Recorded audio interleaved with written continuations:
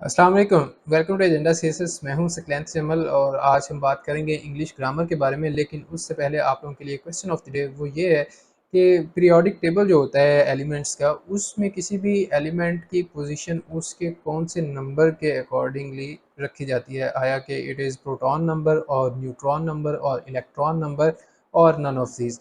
तो इन तीनों में से कौन सा ऑप्शन करेक्ट है, ये आप मुझे नीचे कमेंट्स में बताएंगे। आज की वीडियो के बारे में अगर हम बात करें तो लास्ट वीडियो में हमने प्रोनाउंस के चेंज के हवाले से रूल्स पढ़ लिए थे एंड आई होप कि यू लर्नड इट वेल। आज की वीडियो में हम डिस्कस करेंगे कि किस तरह से टेंसेस चेंज होते हैं डायरेक्ट और इनडायरेक्ट स्पीच में। सो वीडियो को एंड तक देखिएगा। This is one of the most important videos regarding direct indirect, so I hope that you will learn a lot in this lecture. Let us get into the video and start learning. जी, आज है जी हमारा 31st lecture for this grammar series और इसमें हम direct and indirect speech के हवाले से बात करेंगे। किन चीज़ों पे? Rules for the change of tenses. Tenses के हवाले से कौन कौन सी चेंजेस आप लेके आते हैं डायरेक्ट इनडायरेक्ट स्पीच में। पास्ट, प्रेजेंट और फ्यूचर तीनों टेंसेस की आज हम बात करेंगे। So this is my introduction. I am your host and your teacher ADFIS Grant Jamal, and I have been teaching you through this platform for more than 2 years now, and these are some of my other achievements as well. Tools for the change of tenses पे आते हैं straight to the work. You need to change the tenses in the reported verb to match the subject of the reporting verb. तो reporting verb के accordingly आपने reported speech को change करना होता है जब आपने उसको direct से indirect speech में convert करना होता है। So rule number 1 क्या है कि जी अगर आपके पास reporting speech, reporting यहाँ पे मैं RING और RED स्पीच, ये रिपोर्टेड स्पीच जो है इन्वर्टेड कॉमास में होती है और ये बाहर होती है। तो अगर आपके पास रिपोर्टिंग स्पीच में मेनली हमारा टेंसेस में फोकस इस पे होगा कि जो पहला स्टेप है कि बाहर वाला जुमला किस टेंस में है वो हम देखेंगे। उसके बाद हम अंदर वाले जुमले की तरफ जाएंगे। अगर बाहर वाला जुमला फ्यूचर या फिर प्रेजेंट में है तो इसका रिजल्ट ये होगा कि नो चेंज। कोई आप अंदर वाले रिपोर्टेड स्पीच का जो टेंस है उसको चेंज करने की कोई ज़रूरत नहीं है, सेम एज इट इज़ आप यूज़ करेंगे। लेकिन मसला सिर्फ यहाँ पे आएगा कि जब ये जो रिपोर्टिंग स्पीच है ये पास्ट में होगी तो इसकी काफ़ी सारी वेरिएशंस हैं। हर एक टेंस के हवाले से हमें अलग-अलग से उसकी अरेंजमेंट मिलती है। सो आई होप कि you will learn a lot in this lecture और ये सारा कुछ आज की वीडियो में ही हम कवर करेंगे। तो अगर आपके पास जनाब रिपोर्टिंग स्पीच का जो वर्ब है वो फ्यूचर टेंस या फिर प्रेजेंट टेंस में है तो आप डायरेक्ट स्पीच इनडायरेक्ट स्पीच में जो रिपोर्टेड स्पीच है उसको चेंज नहीं करेंगे। एग्जांपल देख लें, शी विल से I did not know it. अब हमारे पास रिपोर्टिंग स्पीच में बाहर फ्यूचर आ रहा है, दैट मीन्स के हमें अंदर वाले को चेंज करने की ज़रूरत नहीं है। उसका जो टेंस है वो चेंज नहीं करेंगे। जो प्रोनाउन वाला है उसके रूल्स अपने, जो टेंसेज हैं उनके रूल्स अपने हैं।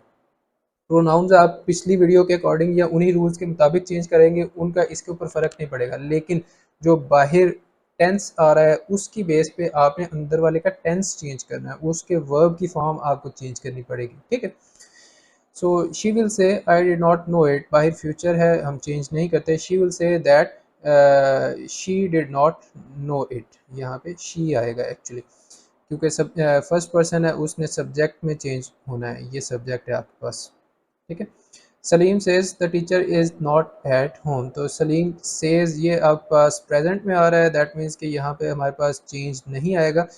Salim says that the teacher is not at home, same tense में आपने कर दिया और the teacher same as it is आ जाएगा क्योंकि वो प्रेजेंट में ही वो थर्ड पर्सन है, सॉरी। ठीक है।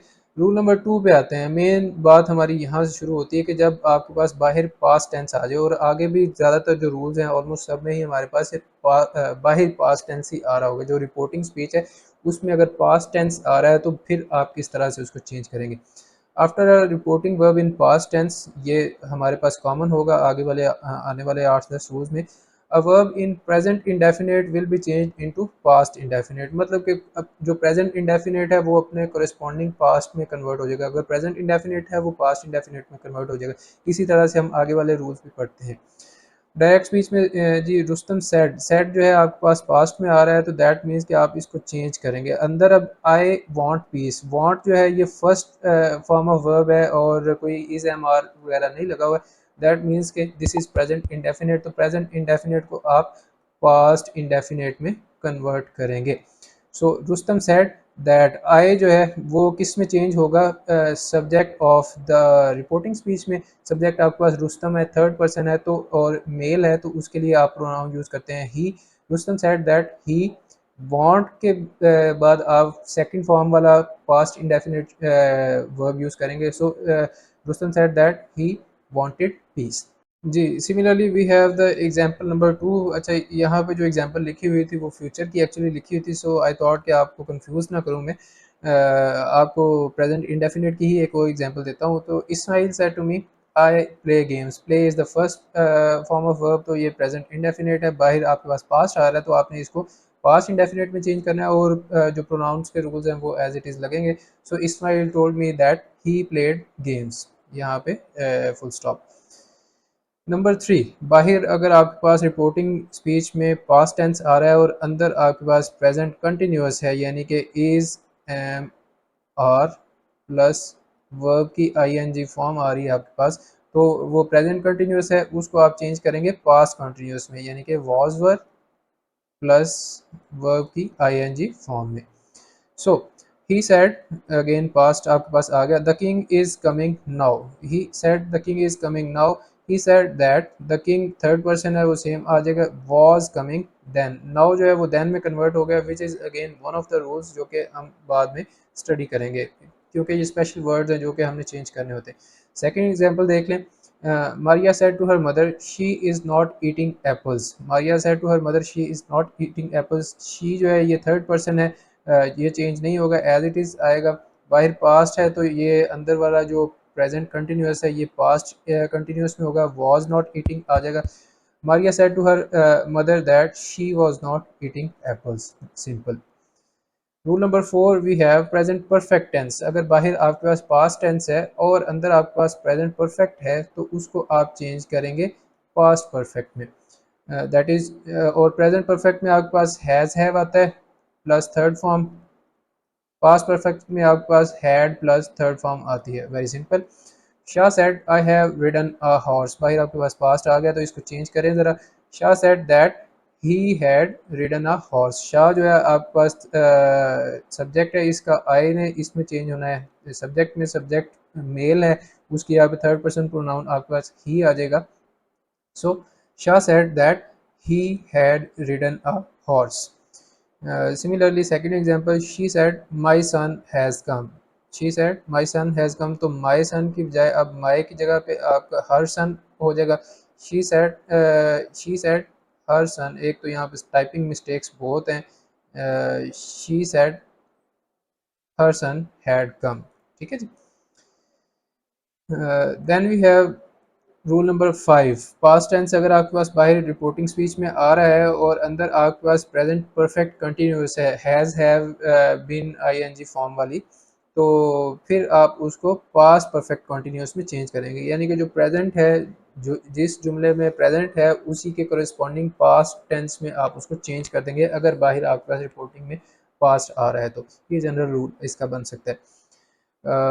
एग्जाम्पल देख लें। Shah said I have been riding a horse. I have been riding, present perfect continuous बन गया तो उसको पास्ट परफेक्ट कंटिन्यूस में करेंगे, हैड बीन और आईएनजी फॉर्म आ जाएगी साथ। तो Shah said I have been riding a horse, Shah said that he had been riding a horse.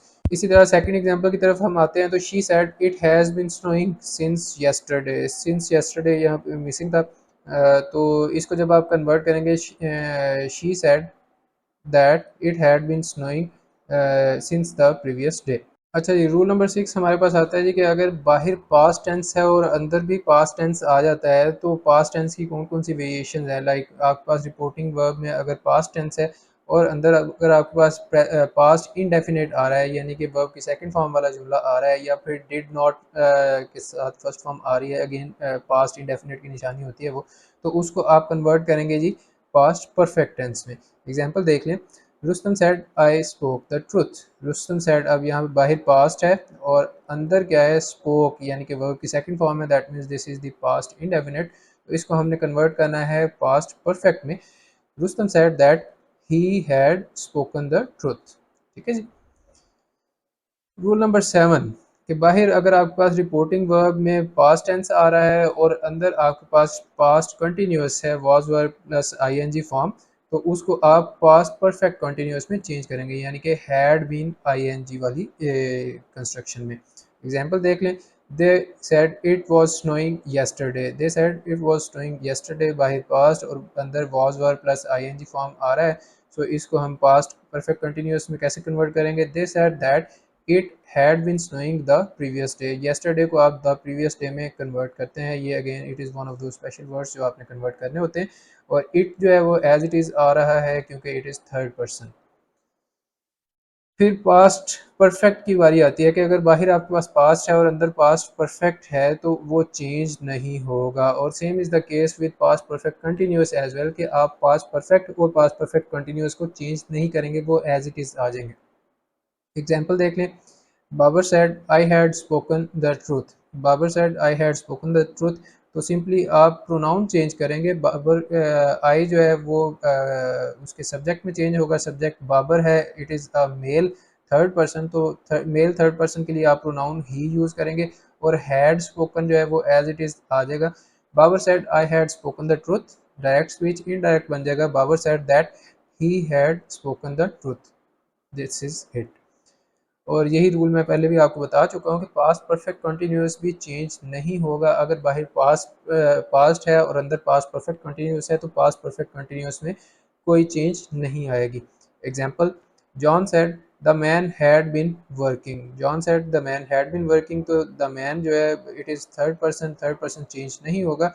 John said that the man had been working, as it is same to same वो unchanged आ गया। Just आपने inverted commas खोल के linker add किया है जो कि दैट है।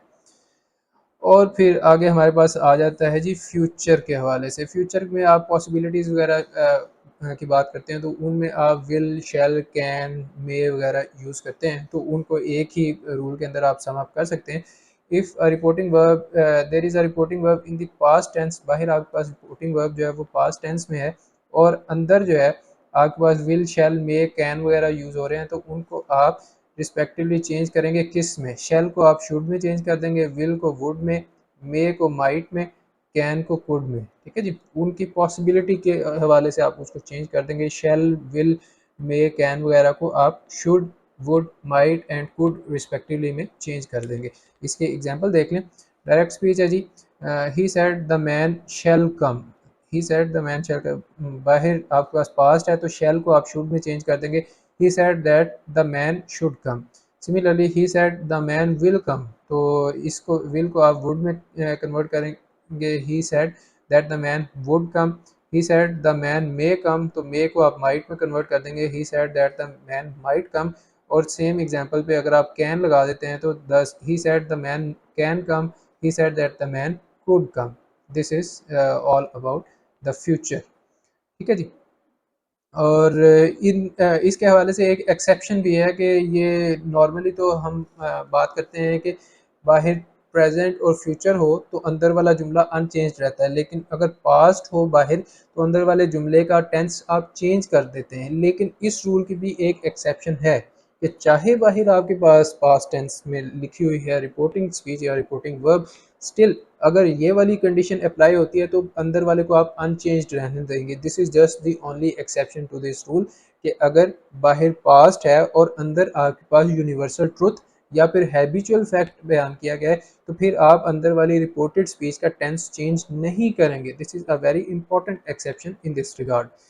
If the reported speech relates to some universal or habitual fact, universal truth, for example, sun rises in the east, sun sets in the west, ठीक है। और इसी तरह the universe is very large, या फिर you कह सकते हैं जी अर्थ रिवॉल्व्स अराउंड द सन, कोई भी यूनिवर्सल फैक्ट हो सकता है। ठीक है जी।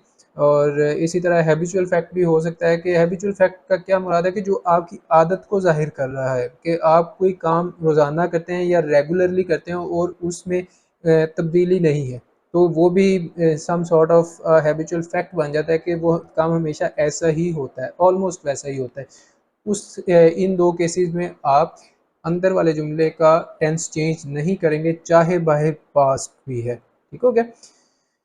Then the present indefinite in the reported speech is not changed into the corresponding past but remains exactly as it was. Remains exactly as it was. He said, "We cannot be quite happy in this life." एक बड़ी common example या common thought है कि भाई हम इस ज़िंदगी में हमेशा खुश नहीं रह सकते. तो ये एक general reality है philosophically. So he said that we cannot be quite happy in this life. ठीक है जी. और फिर अगली डायरेक्ट स्पीच आती है आपके पास कि he said God rules and governs all things. और अब गॉड के बारे में है कि God rules and governs all things. और हमारा एज मुस्लिम्स ये अकीदा भी है. So this is again universal truth for us. So he said that God rules and governs all things. Please note कि बाहर आपके पास पास था और अंदर आपके पास rules and governs that means present indefinite था. स्टिल आपने उसका टेंस जब इनडायरेक्ट में चेंज किया है तो उसका टेंस चेंज नहीं किया क्योंकि यहाँ पे आपके पास यूनिवर्सल ट्रुथ आ रहा है. आगे आपके पास जी प्रैक्टिस एक्सरसाइज आ रही है for all of these examples जो कि जो डायरेक्ट हैं उनको इनडायरेक्ट में कन्वर्ट कर दें, जो इनडायरेक्ट हैं उनको डायरेक्ट में कन्वर्ट कर लें. अपनी कॉपीज़ निकाल लें और अपना कमेंट बॉक्स निकाल लें. साथ साथ इनके जुमले आंसर्स लिखते जाइएगा and then you can tell me कि आपके कितने ठीक होते हैं.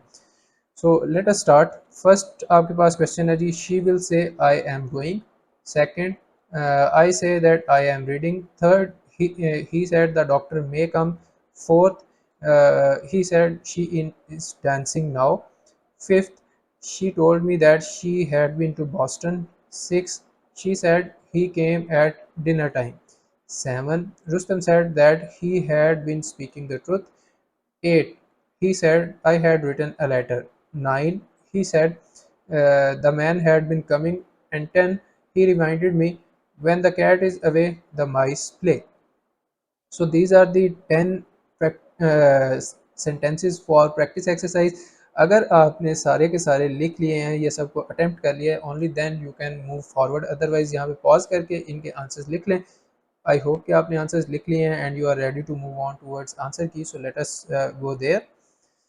Here we have the answer key. तो इनके आंसर्स मैं पढ़ के आपको बता देता हूँ. फर्स्ट का आंसर है जी she will say that she is going. Second का आंसर है I say I am reading. Third का आंसर है he said that the doctor might come. Sixth का फोर्थ का आंसर है he said that she was dancing then.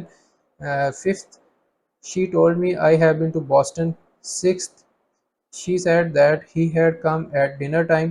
7. Rustam said I was speaking the truth. 8. He said that he had written a letter. 9. He said that the man had been coming. And 10.